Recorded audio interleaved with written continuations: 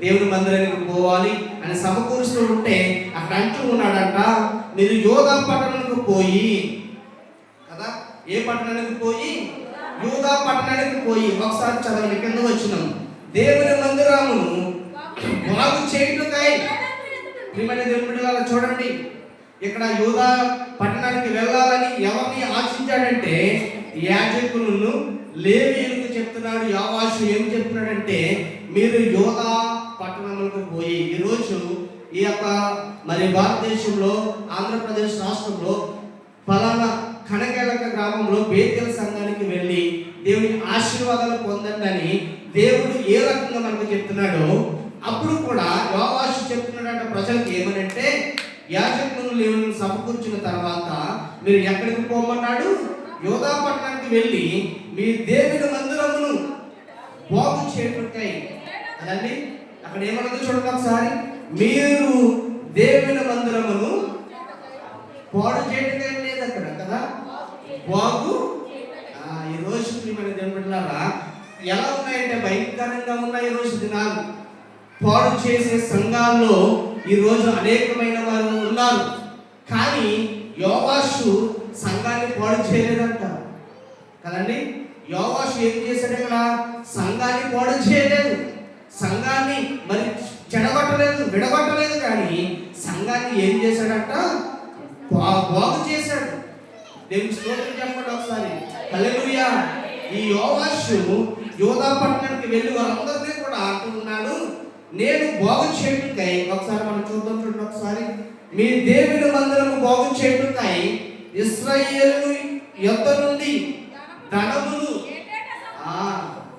ప్రియమైన దేవుని బిడ్డలారా, అక్కడ యోవాషు ఏం చేస్తాడంటే సంఘాన్ని మరి బాగు చేయాలన్న ఉద్దేశం కలిగి ఉన్నాడు కాబట్టి అక్కడ ఇశ్రాయేలు అందరి దగ్గర నుంచి ధనములు పోగు చేస్తున్నాడంట. ఎప్పుడెప్పుడు? ఏటేటా సంవత్సరానికి ఒకసారి ధనాన్ని పోగు చేసి అక్కడ ఏం చేస్తాడు చూడండి. ఏటా సమకూర్చుచు ఈ కార్యమును మీరు త్వరపెట్టిన వల్లని వారికి ఆజ్ఞ. ప్రియమైన దేవుని బిడ్డలారా, దేవుని మందిరములో బాగు చేయాలని చూసిన యోవాషు అంటూ ఉన్నాడంట, ఇంకా యోధా పట్టణంలో సంఘంలో ఎక్కడైతే కొరత ఉందో, యోధా పట్టణంలో సంఘంలో ఎక్కడైతే మరి ఏమైతే కొదువుగా లేని ఏమైతే ఉందో, ఇంకా దానిలో నేను ఏమేమి సమకూర్చాలో, ఇంకా నేను ఏమేమి బాగు చేయాలో, కదా, ఇంకా నేను ఏమేమి చెయ్యాలో అని అక్కడ యోవాషు ప్రయత్నం చేస్తున్నాడంట. ప్రియమైన దేవుని బిడ్డలారా, ఈ వాక్యాన్ని చదువుతున్నప్పుడు నేను ఉదయకాలంలో ప్రార్థన చేసినప్పుడు ఈ వాక్యాన్ని చదువుతున్నప్పుడు నాకు మరి గుర్తొచ్చింది ఏంటంటే, యోవాషు భక్తుడు మరి వీరందరినీ కూడా సమకూర్చి, వీరందరినీ కూడా పోగు చేసి, లేవీయులు యాజకులు అందరినీ కూడా పోగు చేసి యోధా పట్టణానికి వెళ్ళి సంఘాన్ని ఏ విధంగా బాగు చేస్తున్నాడో అని అధ్యాయం చదివితే, ఒకసారి మనం కూర్చున్న మందిరంలో ఒకసారి మనం ఆలోచన చేయండి, మన సంఘం ఎలా ఉండేదో, కదా. మన సంఘము మరి తాటాకుతో కూడిన సంఘంలో ఉంచి దేవుడు మనకి ఎక్కడికి రప్పించాడండి? చక్కని మరి మంచి మరి బిల్డింగ్ లోనికి దేవుడు రప్పించాడు, కదా. దేవుని స్తోత్రం చెప్తాం. హల్లెలూయా. అంటే సంఘాన్ని ప్రయోజకులు మరి ప్రజలు ఏం చేస్తున్నారంటే సంఘాన్ని ఏం చేస్తున్నారండి? బాగు చేస్తున్నారు, కదా. సంఘాన్ని బాగు చేస్తున్నారు. ఎలా బాగు చేస్తున్నారు? ఒక పరిశుద్ధపరచడమే కాదు, ఒక పరిశుభ్రపరచడమే కాదు, ఒక నీటిగా ఉంచడమే కాదు, సంఘంలో ఏమైతే కొరత ఉందో దాన్ని ఏం చేస్తున్నారు చెప్పాలి, దాన్ని ఏం చేస్తున్నారు? పూడుస్తూ ఉన్నారు. ఏమైతే లేవో వాటినన్నింటినీ కూడా సమకూరుస్తూ ఉన్నారు ప్రజలు, కదా. మరి మరి మన సంఘంలో పాత సంఘంలో ఏమీ కూడా లేదు, ప్యాడ్స్ లేవు, కదా. మరి ఫ్యాన్స్ ఉన్నాయి కానీ మరి కూర్చోవడానికి సరైన కూర్చుని ఉండే కాదు సంఘంలో. కానీ దేవుడు నూతన మందిరాన్ని మనకి ఇచ్చిన తర్వాత చక్కని సౌండ్ సిస్టమ్, చక్కని మరి బాక్సులు, కదా, ఇవన్నిటిని కూడా మనం చూస్తూ ఉంటే మన సంఘము ఏమవుతుందండి? మరి దినదినము మరి సంవత్సరాల కొలిది వెదజల్లుతూ ఉన్నారు. అంటే దేవునికి ఇచ్చిన మరి భక్తులు, దేవునికి ఇచ్చిన ప్రాధాన్యత, దేవునికి ఇచ్చిన ప్రయోజనము ఎప్పటికీ కూడా పాడైపోదు. దేవుడికి ఇచ్చిన ధనము మనం ఎట్టేళ్ల కాలము కూడా ఆశీర్వాదాలు మనం తెచ్చుకుంటూ ఉంటాము. ఇక్కడ యోగాషు కూడా ఏం చేస్తున్నాడంటే సంఘాన్ని బాగు చేస్తున్నాడు. యేసు ప్రజలందరితో కూడా చెప్తున్నాడు ఏమనంటే, ప్రజలారా ఇంకా మన సంఘానికి ఏమైతే కావాలో, ఇంకా మన సంఘానికి మీరు ధనాన్ని సమకూర్చండి. నేను ఏమేమి చేయాలో నేను సంఘాన్ని అభివృద్ధి చెందుతూ ఉంటాను. సంఘంలో ఏవైతే లేవో అన్నీ కూడా నేను సమకూరుస్తూ ఉంటానని యోవాషు అక్కడ ప్రజలందరి దగ్గర, ఇశ్రాయేలు ప్రజలందరి దగ్గర ధనాన్ని సమకూరుస్తూ సంఘాన్ని బాగు చేస్తున్నాడు. ప్రియమైన దేవుని బిడ్డలారా, మనము కూడా దేవుని మందిరాన్ని బాగు చేస్తే దేవుడు యోవాషును దీవించిన దేవుడే. ఈ రోజు ప్రతి ప్రజలు కూడా దేవుడు అంటూ ఉన్నాడు, యోవాషు యెహోవా దృష్టికి యథార్థంగా ఏ రకంగా ప్రవర్తించాడో మనము కూడా దేవుని మందిరాన్ని బాగు చేస్తే, మనము కూడా ఎలా ఉంటామండి? దేవుని దృష్టికి యథార్థంగా ఉంటాం. దేవుని దృష్టికి ఎలా ఉంటాము? యథార్థంగా ఉంటాం కదా.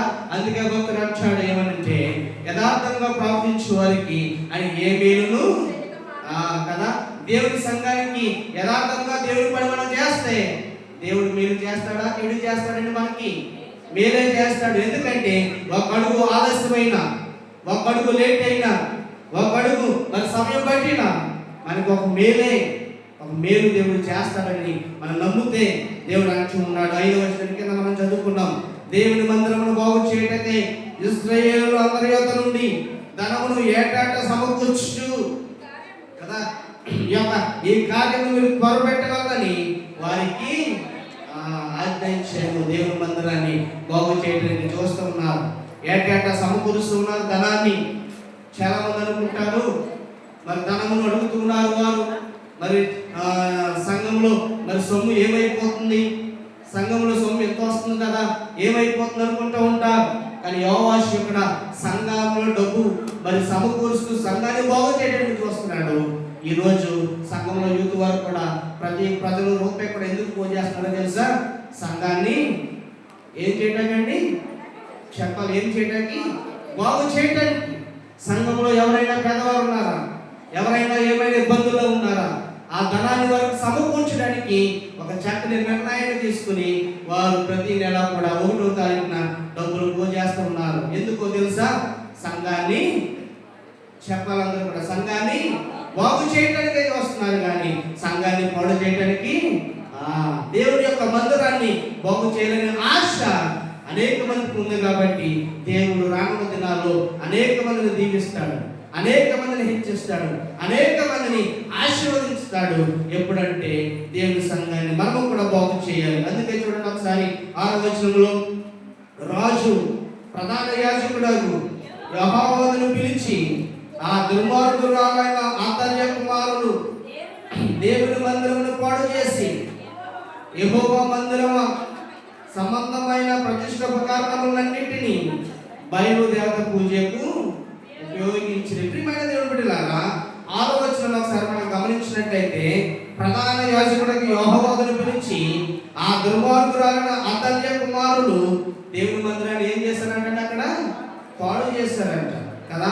యోవాషు ఏంటో దేవుని మందిరాన్ని బాగు చేస్తుంటే